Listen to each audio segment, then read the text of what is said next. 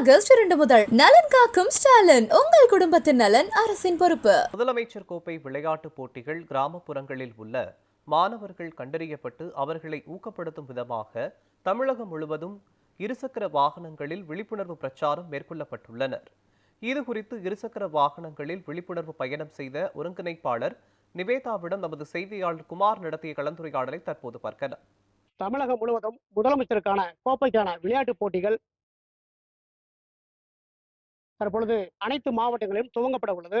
அதன் ஒரு பகுதியாக ராமநாதபுரம் மாவட்டத்தில் முதலமைச்சர் கோப்பைக்கான விழிப்புணர்வு ஏற்படுத்தும் விதமாக இருசக்கர வாகனங்களில் தற்பொழுது வந்துள்ளனர். தற்பொழுது அவர்கள் ராமநாதபுரம் மாவட்ட ஆட்சியர் அலுவலக வளாக பகுதியில் உள்ள சீரக்காதி சேதுபதி விளையாட்டு அரங்கில் நின்றுள்ளார்கள். இது குறித்து அவரிடத்தில் நம்ம கேட்கலாம். மேடம் வணக்கம். இந்த முதலமைச்சருக்கான போட்டி எப்போ துவங்குது? இப்போ நீங்க எந்தெந்த மாவட்டத்தை கடந்து வந்திருக்கீங்க? இந்த சீஃப் மினிஸ்டர் ட்ராஃபி வந்து ஆகஸ்ட் 25ல இருந்து செப்டம்பர் 10ஆம் தேதி வரை நடக்கும். அதுக்கு நாங்க ஸ்டார்ட் பண்ணது நேத்தி ஆகஸ்ட் 15 வந்து நம்மளுடைய deputy chief minister Udhayanidhi Stalin அவர்கள் வீட்ல இருந்து அவர் மூலியமா வந்து பிளாக் ஆஃப் பண்ணி சென்னையில இருந்து விழுப்புரம், திருச்சி, காரைக்குடி வழியா இங்க ராமநாதபுரம் வந்திருக்கோம்.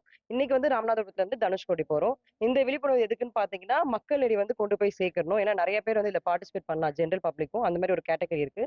அவங்க பார்ட்டிசிபேட் பண்றதுக்காக இந்த விழிப்புணர்வு வந்து நாங்க ஸ்டார்ட் பண்ணிருக்கோம். இதோட க்ளோசிங் எப்போ முடியும்னு பாத்தீங்கன்னா ரெஜிஸ்ட்ரேஷன் ஆகஸ்ட் 20ஆம் தேதி முடியும். இதுல எந்த மாதிரியான போட்டிகள்லாம் நடக்குது? இல்ல நிறைய கேம்ஸ் நடக்குது. இப்ப அத்லெட்டிக்ஸ்ல வந்து நம்ம ரன்னிங், ஷார்ட் புட் இது மாதிரி எல்லாமே நடக்குது. இண்டிவிஜுவல் கேம்ஸ் பாத்தீங்கன்னா கேரம், செஸ் அந்த மாதிரி நடக்குது. குரூப் கேம்ஸ் வந்து வாலிபால், கிரிக்கெட், ஃபுட்பால் இந்த மாதிரி நிறைய கேம்ஸ் நடக்குது. மக்கள் எல்லாருக்குமே இது கொண்டு போய் சேர்க்கணுன்றதால பலவித கேம்ஸ் வந்து இந்த ஆர்கனைஸ் பண்ணியிருக்காங்க.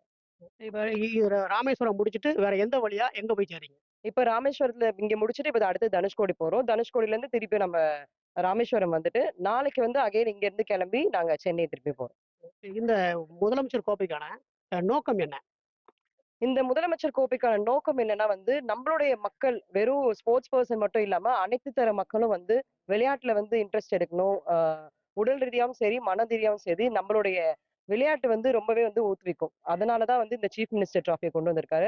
ஏன்னா எந்த ஒரு விளையாட்டு போட்டி நடந்தாலுமே வந்து நம்ம ஸ்கூல் ஸ்டூடெண்ட்ஸா இருக்கட்டும், காலேஜ் ஸ்டூடெண்ட்ஸா இருக்கும். அதுல வந்து அத்லெட்டிக்ஸ்ல இருக்கவங்க, இந்த அத்லெட்ஸா இருக்கவங்க, ஆல்ரெடி ஸ்போர்ட்ஸ் பர்சனா இருக்கவங்க தான் பார்ட்டிசிபேட் பண்ணுவாங்க.